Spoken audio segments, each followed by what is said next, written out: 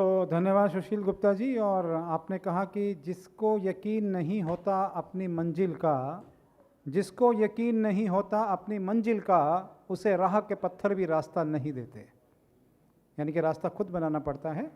और आपने महिलाओं का जिक्र किया, को महिलाओं की कल तीज भी मनाई गई, कल तीज का त्यौहार था और उसमें बढ़ चढ़ के हिस्सा लिया। कहते हैं कि बिन बेटी के देहरी द्वार घर आंगन अधूरा है, माँ का तन अधूरा है तो पिता का मन अधूरा है, बिन बेटी नहीं आता यहाँ खुशियों भरा मौसम, कभी सावन अधूरा है तो कभी फागुन अधूरा है। तो बराबर की हिस्सेदारी है और हमारी कार्यकारिणी में महिलाओं की बराबर की भागीदारी रहती है। और जो हम लाइफ टाइम मेंबर बनाते हैं, मिस्टर एंड मिसेस दोनों को इकट्ठा बनाते हैं। चलिए आगे बढ़ते हैं और अगले बिजनेस आइकॉन से रूबरू होते हैं। और हमारे अगले बिजनेस आइकॉन 2023 हैं श्री मनोज गुप्ता जी, जो कि फाउंडर और मैनेजिंग डायरेक्टर हैं फॉर्च्यून मार्केटिंग प्राइवेट लिमिटेड के। आइए सबसे पहले उनका एक वीडियो देखते हैं। भिवानी जिले के श्री मनोज गुप्ता जी, जो फॉर्च्यून मार्केटिंग प्राइवेट लिमिटेड के संस्थापक हैं, आज भिवानी परिवार के लिए प्रेरणा स्रोत हैं। श्री मनोज गुप्ता जी का जन्म सन 1961 में भिवानी में हुआ और उन्होंने अपने कार्य की शुरुआत जब वो सिर्फ 19 साल के थे, सन 1981 में कोलकाता में एक रीजनल मैनेजर के रूप में की। इन्होंने अपनी एंटरप्रेन्योरशिप जर्नी की शुरुआत अपनी धर्मपत्नी श्रीमती सीमा गुप्ता जी के साथ सन 1988 में सेमिकॉन एंड सिस्टम के नाम से की। इसके बाद 1994 में इसी कंपनी का नाम बदलकर फॉर्च्यून मार्केटिंग प्राइवेट लिमिटेड किया गया। सन 1900 के दशक में भारतीय बाजार में पर्सनल कंप्यूटर की मांग तेजी से बढ़ रही थी और अधिकांश कार्यालयों और व्यवसायियों ने कंप्यूटर का उपयोग करना शुरू कर दिया था।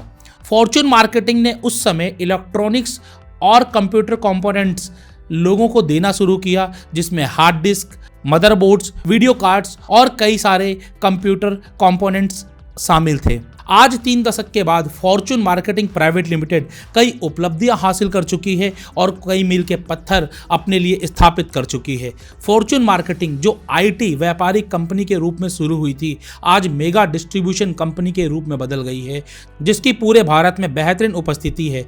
समय के साथ फॉर्च्यून मार्केटिंग प्राइवेट लिमिटेड कई प्रमुख ब्रांड के साथ पूरे इंडिया का डिस्ट्रीब्यूशन लिया, जिसमें क्रिएटिव, ज्यूक, Tenda, HP, flash drive, Seagate, micro SD card, Norton, McAfee, Targus आदि शामिल हैं। आज फॉर्च्यून मार्केटिंग कंपनी की पूरे भारतवर्ष में 24 शाखाएं हैं, जहां पर ये पूरे भारत में कंप्यूटर से जुड़े हुए अलग अलग सामान को डिलीवरी करती हैं। श्री मनोज गुप्ता जी का मानना है कि आने वाले वर्षों में वे मेक इन इंडिया की जो हुंकार प्रधानमंत्री जी ने लगाई हैं, उस पर जोर देते रहेंगे, जिसके अंतर्गत फॉर्च्यून मार्केटिंग ने अपने ब्रांड एंटर, जो कि कंप्यूटर पेरिफेरल्स और एसेसरीज के लिए बनाया है, और सिक्योर आई, जो सीसीटीवी, बायोमेट्रिक मशीन अथवा सुरक्षा यंत्रों से लेस किया है, इन पर पूरा जोर दिया जाएगा। इनके पास पहले से ही दिल्ली में मैन्युफैक्चरिंग यूनिट है, जहां पर वर्तमान में flash drive, power bank, RFID और smart card, security and surveillance production का काम किया जा रहा है। इस साल फॉर्च्यून मार्केटिंग ने भारत सरकार के पीएलआई स्कीम के अंतर्गत नोएडा में फैक्ट्री डाली है, जहां वाईफाई राउटर एवं फाइबर के नेटवर्किंग प्रोडक्ट्स भी बन रहे हैं। फॉर्च्यून मार्केटिंग जाना जाता है pre and post sales service के लिए। आज फॉर्च्यून मार्केटिंग प्राइवेट लिमिटेड कितने ही अग्रणी system integrated resellers, LFR, online और ओईएम्स को उत्पाद प्रदान कर रही है। सन 2010 से 2020 के दशक में कंपनी ने बहुत ही जबरदस्त वृद्धि दर्ज की, जहां पर कंपनी का वर्तमान टर्नओवर 700 करोड़ रुपए की अद्वितीय संख्या तक पहुंच गया है। फॉर्च्यून मार्केटिंग अपने उच्च गुणवत्ता के उत्पादों की आपूर्ति, सबसे उच्च गुणवत्ता की सेवाओं को महत्व देती है। आज फॉर्च्यून मार्केटिंग देश को डिजिटल इंडिया की तरफ लेकर जा रही है और बहुत लोगों को एम्प्लॉयमेंट और एंटरप्रेन्योरशिप अपॉर्चुनिटी भी देती है। आज भिवानी परिवार मैत्री संघ श्री मनोज गुप्ता जी को सम्मानित करते हुए गौरवान्वित महसूस कर रहा है। आइए हम सब मिलकर स्वागत करते हैं श्री मनोज गुप्ता जी का। जय भिवानी, जय हरियाणा, जय हिंद। मनोज गुप्ता जी का आज के इस सत्र में स्वागत है और उनके परिवार के जन भी आए, उनको भी आमंत्रित कर लूँ ट्रॉफी के समय। जी तो अपनी टीम से अनुरोध करता हूं कि मैं उनका एक बार शॉल से स्वागत करें भाई साहब का।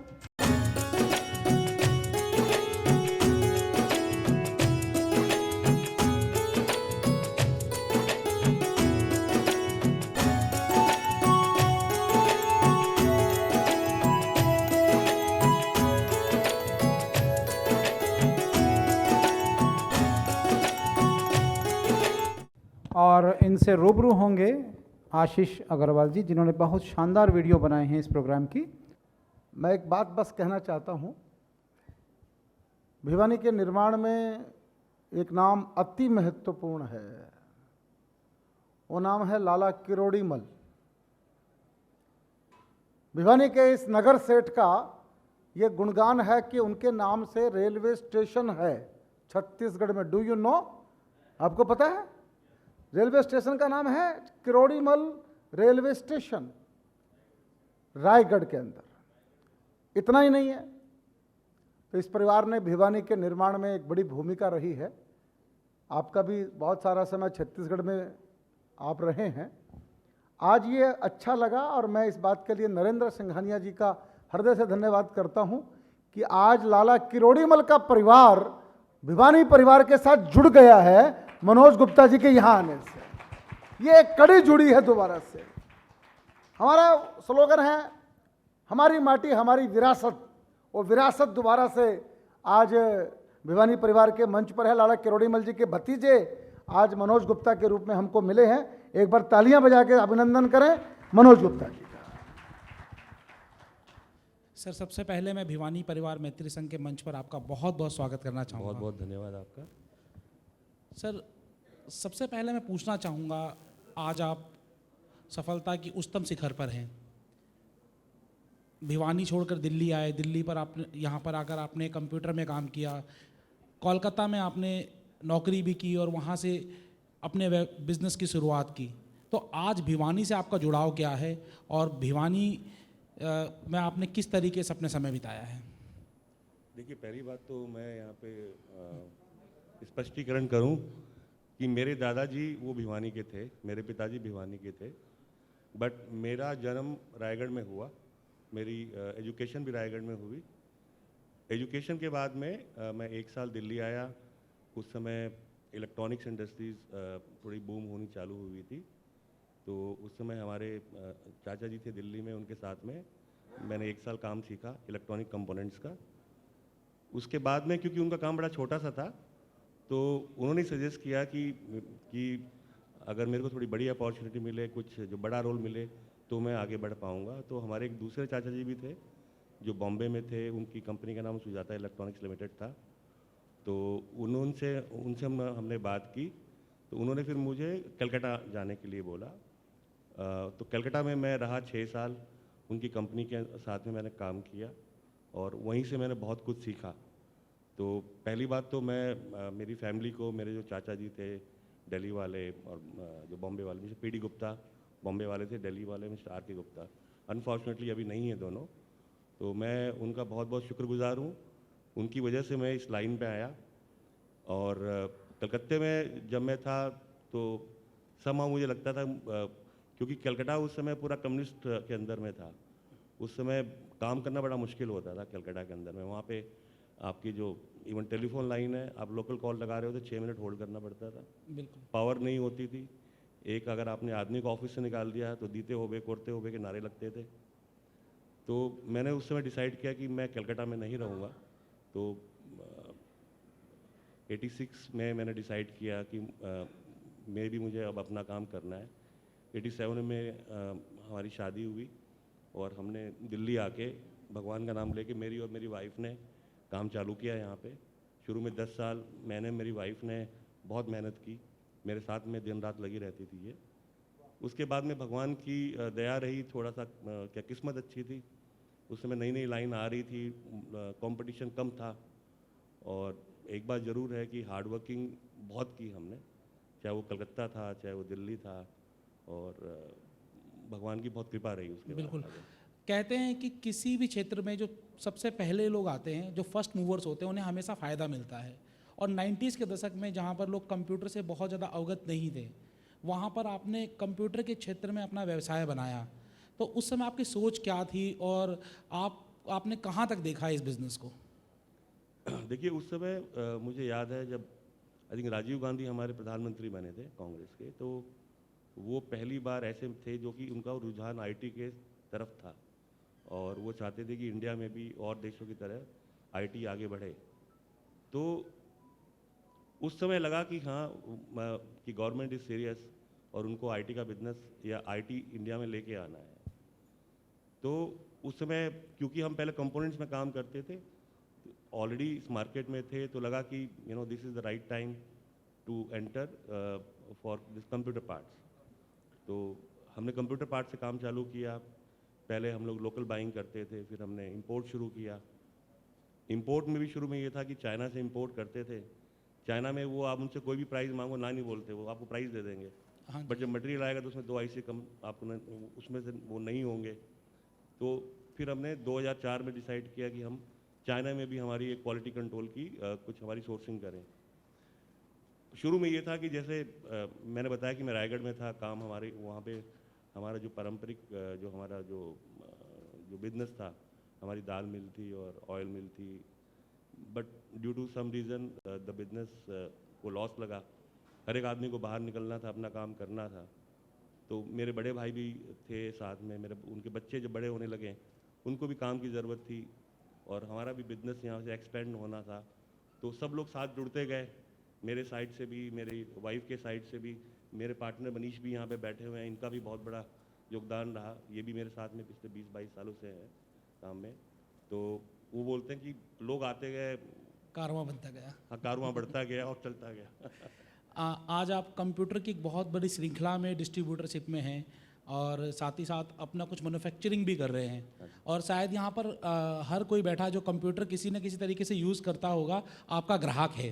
हाँ बिल्कुल। मैं भी एक आपका ग्राहक हूँ, डिजिटल मार्केटिंग कंपनी चला रहा हूँ। तो यहाँ पर जो नए स्टार्टअप्स हैं, जो नए एंटरप्रेन्योर्स हैं, जो स्टार्टअप कर रहे हैं, उनके लिए आप सफलता के क्या मंत्र देना चाहेंगे? देखिए स्टार्टअप के लिए तो ये है कि मैं तो एक बात ज़रूर जानता हूँ जो कि मैंने खुद महसूस भी की है।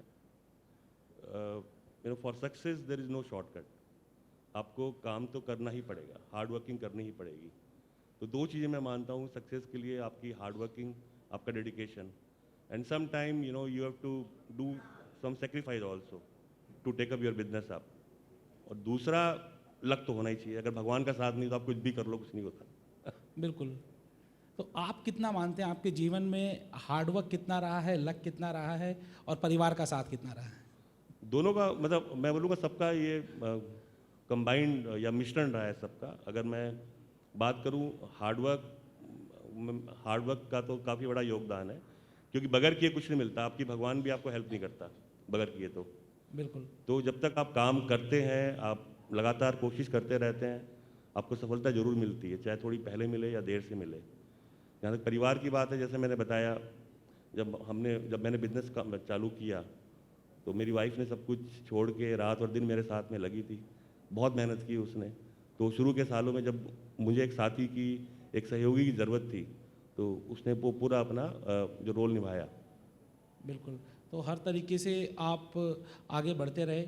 आज अपने पूर्वजों के परिवार में आकर, भिवानी परिवार में आकर आपको कैसा लग रहा है? बहुत अच्छा लगा। मैं नरेंद्र जी का बहुत बहुत आभार व्यक्त करूंगा कि मेरे को उन्होंने इनसे जोड़ा। तो मैं उनको बहुत बहुत आभार व्यक्त करता हूँ। सर, मैं आपको बहुत बहुत शुभकामनाएं देना चाहूँगा। आप आगे बढ़ते रहिए, नई नई कंपनियां लाते रहिए, नए नए प्रोडक्ट्स आप लाते रहें। आज आप भिवानी परिवार में आपने बहुत महत्वपूर्ण बातें बताई, इसके लिए आपका बहुत बहुत शुक्रिया और बहुत बहुत धन्यवाद। Thank you. Thank you.